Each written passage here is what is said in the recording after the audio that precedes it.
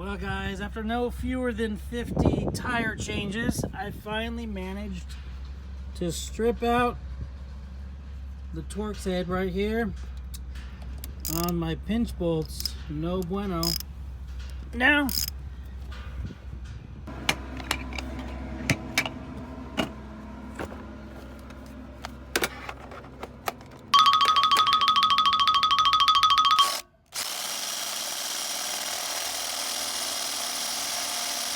oh, guys, look at this. Do you see what just happened to my extractor?